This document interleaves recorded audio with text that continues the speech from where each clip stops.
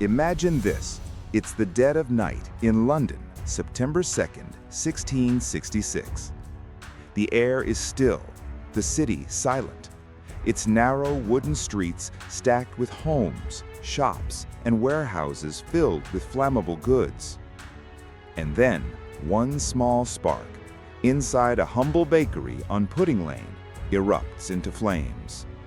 Within hours, that spark grows into a raging inferno, a storm of fire so violent it devours nearly everything in its path. This is not just a story about a fire. This is the story of how a single spark reshaped one of the greatest cities in the world. The Great Fire of London was a tragedy, a disaster, and yet in its ashes the foundation of modern London was born.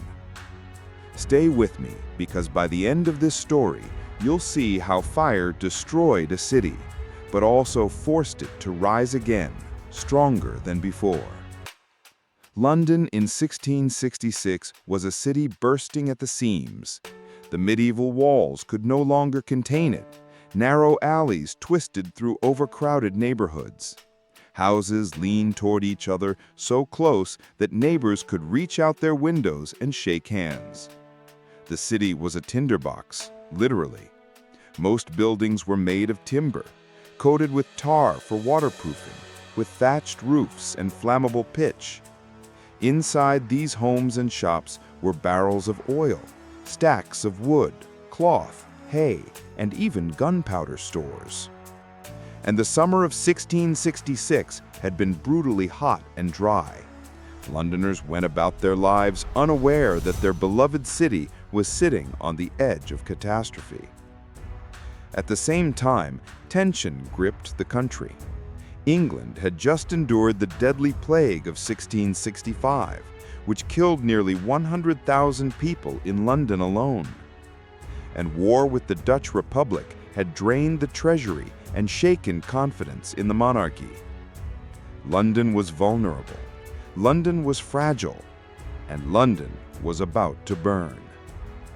The disaster began in the small hours of Sunday morning, September 2nd, at the bakery of Thomas Farriner, located on Pudding Lane. Historians believe a spark from the bakery oven ignited nearby firewood. At first, it must have seemed like a small, manageable blaze. Fires were common in London. Buckets of water, leather fire engines, and fire hooks were usually enough to contain them. But this night was different.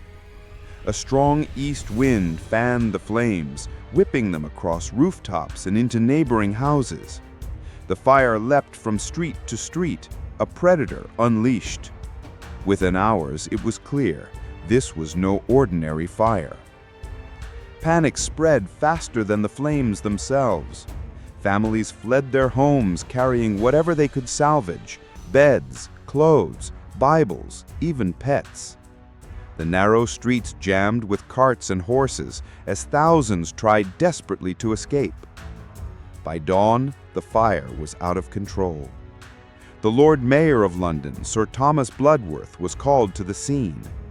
He had the authority to order houses torn down to create fire breaks, gaps that could stop the spread.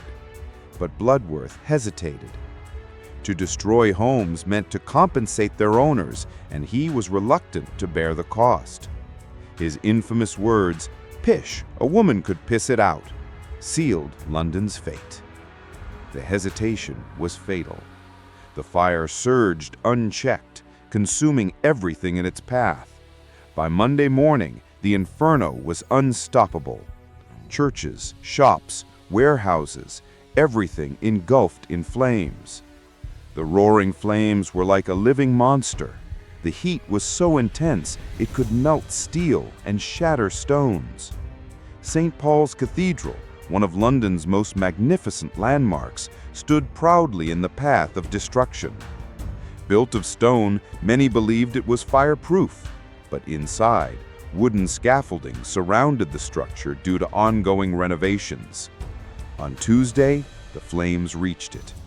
The cathedral exploded into an inferno, its lead roof melting and flowing like rivers of fire down the streets.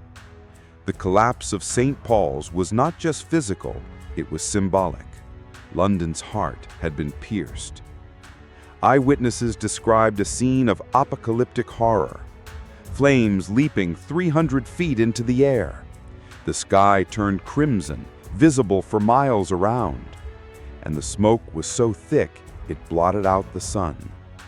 And yet, the fire showed no mercy. Tens of thousands of Londoners fled, abandoning everything.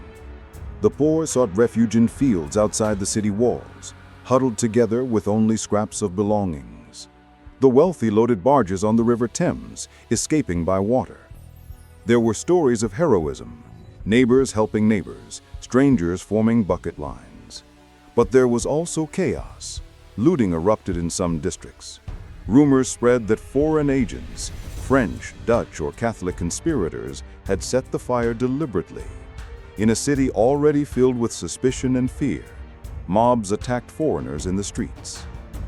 The fire did not discriminate between rich and poor, loyal or foreign. It devoured all. For 4 relentless days, Sunday to Wednesday, the fire raged. It consumed 13,200 houses, 87 churches, and countless businesses. Entire neighborhoods vanished. In all, about 80% of the medieval city, within the old Roman walls, was destroyed. And yet, in the middle of this apocalypse, King Charles II took action. He personally joined bucket brigades, rallying soldiers and citizens to tear down houses and create fire breaks. It was only by Wednesday that the winds died down and the desperate measures began to work.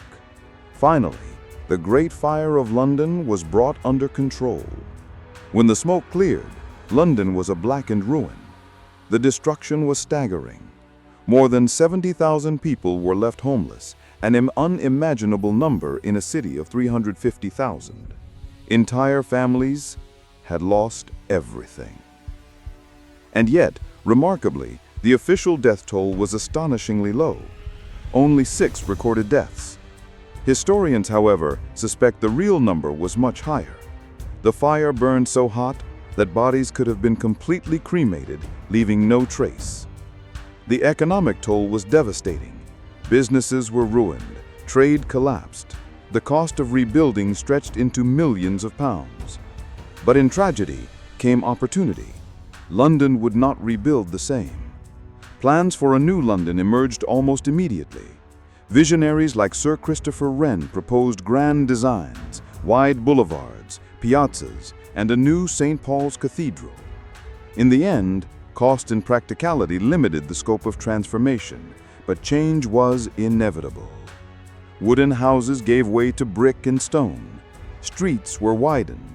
Fire regulations were enforced. And Wren did indeed rebuild St. Paul's, creating the iconic dome that still dominates London's skyline today. The fire had swept away the old medieval London and forced the creation of a safer, more modern city. The Great Fire of London was more than just a disaster. It was a turning point. It exposed the fragility of a wooden medieval city. It accelerated urban planning, fire safety, and architectural innovation. It also left behind lessons of leadership, hesitation, panic, resilience, and rebirth. From the ashes of destruction rose the London we know today, stronger, safer, and forever marked by the memory of those 4 days in September 1666.